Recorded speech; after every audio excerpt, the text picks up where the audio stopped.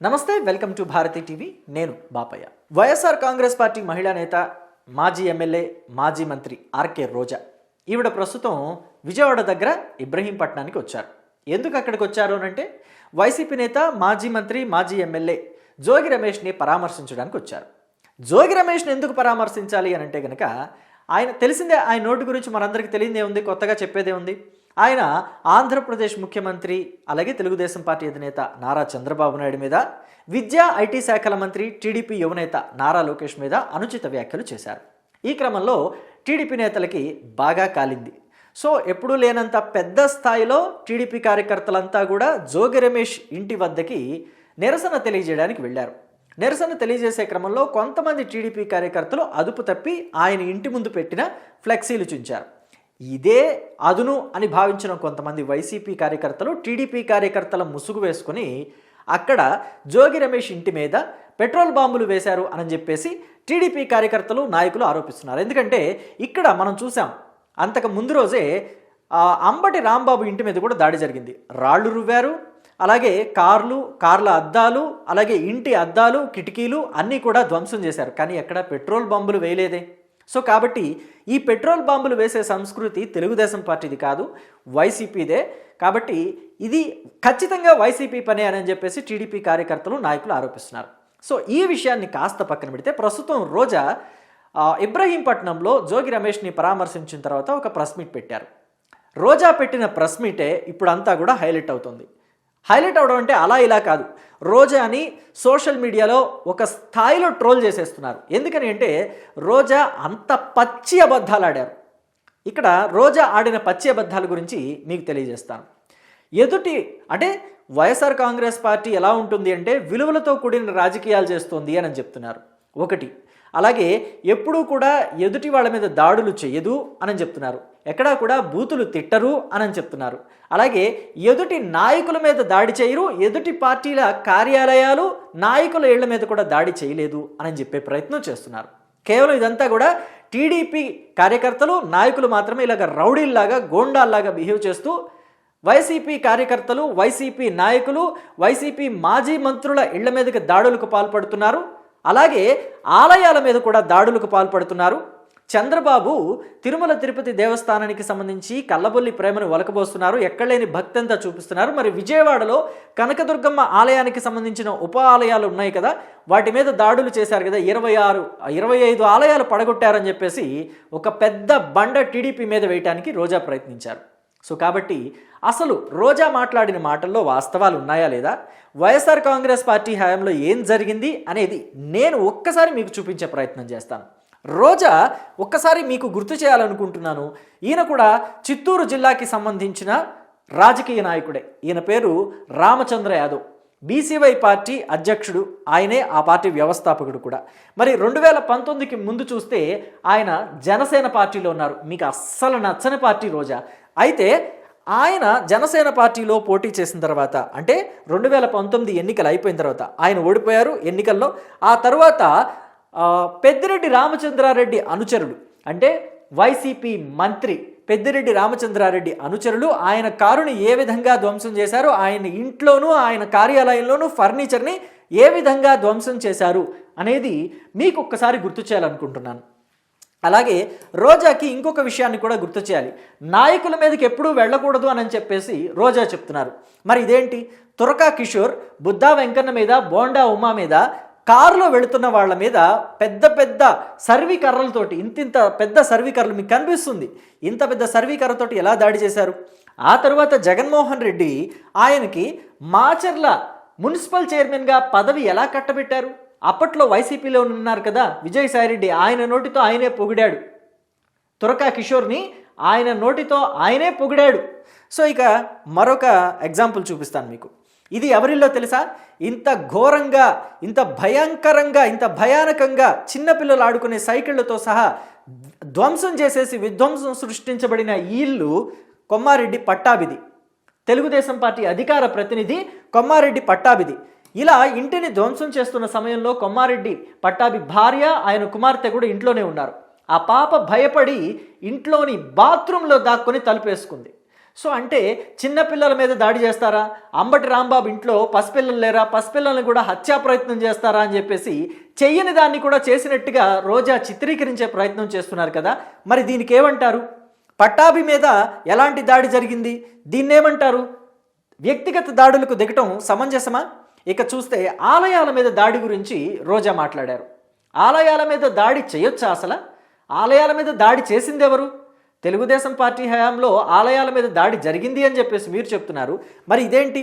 అంతర్వేదిలో రథం తగలబడింది కదా, ఎన్నో దశాబ్దాల నుంచి అంతర్వేది ఆలయంలో ఉంటూ వస్తున్న రథాన్ని ఎంత భయంకరంగా తగలబెట్టారు.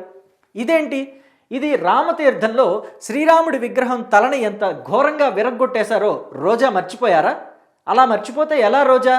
సో ఆ తర్వాత ఇది సుబ్రహ్మణ్య స్వామి విగ్రహం, ఇది కూడా ఈస్ట్ గోదావరిలో జరిగిన ఘటనే. సుబ్రహ్మణ్య స్వామి విగ్రహం చేతుల్ని ఎలా ధ్వంసం చేశారో రోజా మర్చిపోయారా? 1కి 10 సార్లు అంటే వారంలో 2-3 సార్లు కూడా వెళ్ళిన సందర్భం ఉంది కదా రోజా తిరుపతికి. సో మరి ఆలయాల పట్ల ఆవిడికి భక్తి అంత పీక్స్లో ఉంది అని అనుకున్నప్పుడు మరి ఆలయాల పట్ల ఇన్ని ఘోర అపచారాలు వైసీపీ హయాంలో జరిగాయి కదా. ఇంకా అయిపోలేదు, ఇంకా 2-3 ఉన్నాయి ఎగ్జాంపుల్స్. అంటే ఇవి పెద్ద పెద్దవే, చిన్న చిన్నవి అనేకం జరిగాయి, పెద్ద పెద్దవి ఇవి. ఇది కనకదుర్గమ్మ టెంపుల్. ఎప్పుడు దుర్గాష్టమి వచ్చినా, ఎప్పుడు నవరాత్రులు వచ్చినా కానీ వెంటనే అక్కడికి వెళ్ళిపోతారు కదా రోజా, కనకదుర్గమ్మ వారిని దర్శించుకుంటారు కదా. మరి వైసీపీ హయాంలోనే వెండి సింహాలు తస్కరణకి గురయ్యాయి. అంటే దొంగతనం అంటే మళ్ళీ రోజా ఒప్పుకోరేమో, తస్కరణకి గురయ్యాయి. దీన్ని దొంగతనం అనకూడదు, తస్కరణ అనాలంటారేమో ఆవిడ కూడా. సో తస్కరణకి గురైనప్పుడు మరి రోజా ఎందుకని ప్రశ్నించలేదు?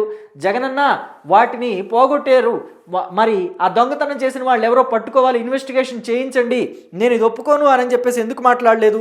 అలాగే ఆంజనేయ స్వామి చెయ్యి విరిగిపోతే ఎవరో విరగ్గొట్టారు, అది విరిగిపోలేదు. ఆంజనేయ స్వామి చెయ్యిని ఎవరో విరక్కొడితే వాళ్ళ మీద యాక్షన్ తీసుకోవాలి, వాళ్ళని పట్టుకోండి అని చెప్పేసి ఎందుకని రోజా మాట్లాడలేదు? ఇక కొడాలి నాని అయితే మాజీ మంత్రిగా ఉండి, గుడివాడ ఎమ్మెల్యేగా ఉండి ఆయన మాట్లాడిన మాటలు ఎవరైనా మర్చిపోగలరా? కొడాలి నాని ఏం మాట్లాడాడంటే, ఆంజనేయ స్వామి చెయ్యి ఇరిగిపోతే ఏమైంది, ఆంజనేయ స్వామికి ఏమైనా అయిద్దా, ఆయన మహిమలు ఏమైనా తగ్గిపోతాయా, దుర్గమ్మ వెండి సింహాలు పోతే ఎంత అవుతాయి, మహా అయితే ఓ 10 లక్షలు అవుతాయో లేదా 15 లక్షలు అవుతాయో, ఏమైద్ది, ఇంకా కొనుక్కోలేరా, దానికో పెద్ద రాద్ధాంతం చేస్తున్నారేంటి అన్న విషయాల్ని, అలాంటి నీచమైన మాట్లాడిన మాటల్ని రోజా మర్చిపోయారేమో. మీడియా ఇంకా మర్చిపోలేదు, అలాగే హిందూ భక్తులు ఇంకా మర్చిపోలేదు.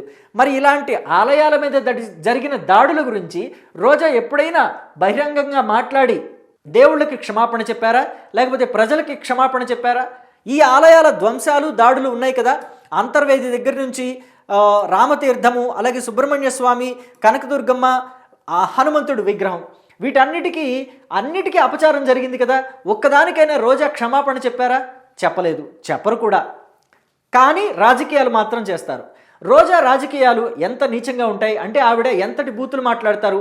ఆవిడే కాదు, వైఎస్ఆర్ కాంగ్రెస్ పార్టీలోని కొంతమంది నేతల బూతులు ఎలా ఉంటాయి అన్నది ప్రజలు ఇంకా మర్చిపోలేదు. కేవలం గడిచింది వైసీపీ దిగిపోయి, వైసీపీ అధికారాన్ని కోల్పోయి, వైసీపీకి కేవలం 11 సీట్లు మాత్రమే లభించి గడిచింది 18 నెలల కాలమే.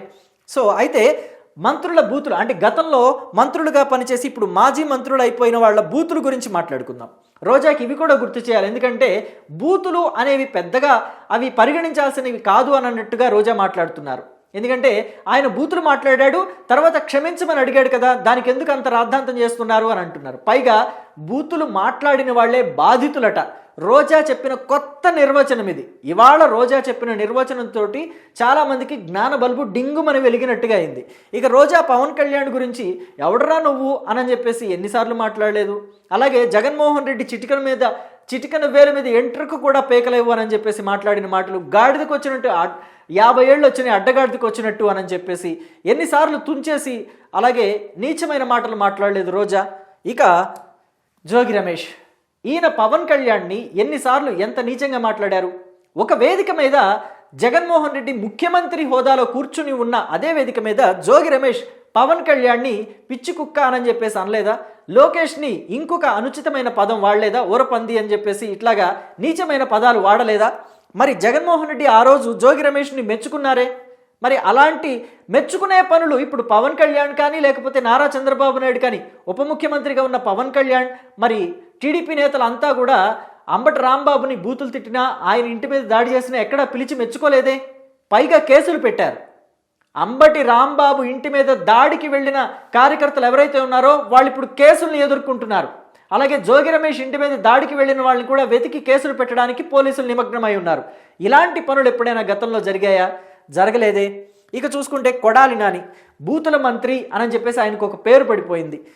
అటు నారా చంద్రబాబు నాయుడిని, ఇటు లోకేష్ని, పవన్ కళ్యాణ్ని ఎన్నిసార్లు ఎన్ని రకాలుగా నానా బూతులు తిట్టారు.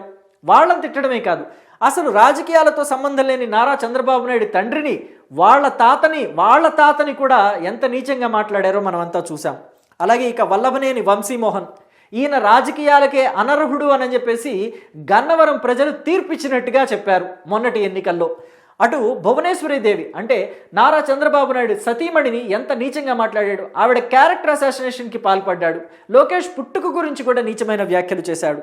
ఇక చూసుకుంటే వైసీపీలో వీళ్ళంతా ఒక గ్యాంగ్ లాగా చెప్పుకోవచ్చు. అనిల్ కుమార్ యాదవ్, రోజా, పేర్ని నాని, అంబటి రాంబాబు, కొడాలి నాని ఇలాంటి వాళ్ళంతా ఎన్ని నీచమైన వ్యాఖ్యలు చేశారో గతంలో మనం చూసాం. అంబటి రాంబాబు మంత్రిగా పనిచేశారు. నీటిపారుదల శాఖ మంత్రిగా పనిచేసిన వాళ్ళందరికీ నోటిపారుదల ఎక్కువేమో అని చెప్పేసి అంబటి, అనిల్ కుమార్ యాదవ్ని చూస్తే అర్థమవుతుంది. సో ఇక్కడ వీళ్ళంతా మాట్లాడిన మాటలు ఎలాంటి నీచమైన మాటలు. అసలు రోజా గురించే చెప్పుకోవాలి. ఇక్కడ రోజా మంత్రిగా పనిచేయకన్నా ముందు ఎమ్మెల్యేగా పనిచేస్తున్నప్పుడు ఒకానొక సందర్భంలో ఆవిడ ప్రెస్ మీట్ పెట్టారు. ప్రెస్ మీట్ అయిపోయిన తర్వాత విలేకరులు ఖచ్చితంగా క్వశ్చన్స్ అడుగుతారు. క్వశ్చన్స్ అడుగుతున్నప్పుడు ఒక ప్రెస్ మీట్లో విలేకరి క్వశ్చన్ అడిగాడు, రేప్ చేశారంట కదా, దాని గురించి ఏంటి అని అంటే, నువ్వు చేస్తావా, రేప్ చేస్తావా అని చెప్పేసి మాట్లాడారు. ఎందుకు అలాగా మాట్లాడారంటే, రోజానే అంతకుముందు ప్రెస్ మీట్లో అన్నారు, ఏం చేస్తారు మహా అయితే నన్ను హత్య చేస్తారు, లేతే రేప్ చేస్తారు, అంతేగా, నన్నైతే రేప్ చేయలేరు, మర్డర్ చేస్తారేమో అని అన్నారు. అదేంటి మీరు అలాగ మాట్లాడారు అని చెప్పేసి ఆ ప్రెస్ మీట్లో విలేకరి అడిగినప్పుడు, నువ్వేమైనా రేప్ చేస్తావా, చేసే దమ్ముందా నీకు, రా రేప్ చేద్దుగారని చెప్పేసి మాట్లాడారు. ఎవరైనా విలేకరులతో అలాగ మాట్లాడతారా? నీచమైన మాటలు ఎవరైనా మాట్లాడొచ్చా? కానీ రోజాకి మాత్రమే అవి సొంతం. అలాగే రోజా ఎలాంటి మాటలు మాట్లాడతారంటే, ఒకానొక సందర్భంలో ఆవిడ ఎమ్మెల్యేగా ఉన్నారు, కానీ ప్రతిపక్షంలో ఉన్నారు. ఆ టైంలో తెలుగుదేశం పార్టీ మీద నిరసనలు తెలుపుతున్న క్రమంలో విజయవాడలోనే ఎండలో కూర్చొని నిరసన తెలుపుతున్నారు. ఆ క్రమంలో పోలీసులు ఆవిడని అక్కడి నుంచి నిరసన వికెట్ చేసి వెళ్ళాలి అని చెప్పినప్పుడు, దగ్గరికి రండి, మేమేమి ఎస్సీ ఎస్టీలు కాదు అని చెప్పేసి అన్నారు. అంటే ఎస్సీ ఎస్టీలు అంటరాని వాళ్ళు అని చెప్పేసి రోజా మాట్లాడినా ఎందుకని యాక్షన్ తీసుకోలేదు? ఆనాడు తెలుగుదేశం పార్టీ యాక్షన్ తీసుకున్నట్టే బాగుండేదేమో అని చెప్పేసి ఎస్సీ ఎస్టీలు అంతా మాట్లాడుకున్న సందర్భం ఉంది. అలాగే ఇక్కడ చూస్తే మీరు ఇప్పుడు చూస్తున్న ఈ ఇమేజ్ కూడా ఒక పారిశుధ్య కార్మికురాలని రోజా అంటరాని వాళ్ళుగా చూస్తూ నిలువు అని చెప్పేసి చెయ్యలాగా పెట్టి మరీ ఆపారు. ఆవిడ తమిళనాడులో ఒక ఆలయాన్ని సందర్శించడానికి వెళ్ళారు. అక్కడ ఒక పారిశుధ్య కార్మికురాలు రోజాతోటి ఫోటో తీయించుకోవడానికి అభిమానంతో, ఎందుకంటే రోజా తమిళ సినిమాల్లో కూడా చేశారు కదా, సో అసలు పెళ్లి చేసుకుందే తమిళ వ్యక్తిని. మరి రోజాని వాళ్ళు కూడా కొంత ఆదరిస్తారు హీరోయిన్గా, అంటే ఒకప్పటి సినిమా నటిగా, ఒకప్పటి హీరోయిన్గా. కాబట్టి సెల్ఫీ తీసుకోవడానికి వెళ్తే నిలువు అని చెప్పేసి అంటరాని వాళ్ళకిలాగా అక్కడే ఆపేశారు రోజా. సో మరి రోజా కూడా ఇప్పుడు నీతులు చెప్తున్నారు అని అంటే ఎంత ట్రోలింగ్కి గురవుతున్నారు ఆవిడ. అటు బూతుల గురించి కావచ్చు, ఇటు ఎదుటి పార్టీ వాళ్ళ మీద దాడులు చేయడం కావచ్చు, కార్యకర్తల్ని వేధించడం కావచ్చు. అలాగే కార్యకర్తలను వేధించే మాట అంటే గుర్తొచ్చింది. అసలు కార్యకర్తల్ని వైఎస్ఆర్ కాంగ్రెస్ పార్టీ ఎప్పుడైనా పట్టించుకుందా?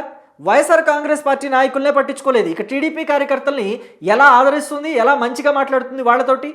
వైఎస్ఆర్ కాంగ్రెస్ పార్టీ కార్యకర్తలే 5 ఏళ్ళు మమ్మల్ని ఎక్కడా పట్టించుకునేది లేదు, జగన్ ఎప్పుడు మాకు కనిపించలేదని చెప్పేసి బాహాటంగానే మాట్లాడుతున్నారు. ఇక తెలుగుదేశం పార్టీ కార్యకర్తలను బయట తిరగనిస్తారా? అదే జరిగింది చిత్తూరులో.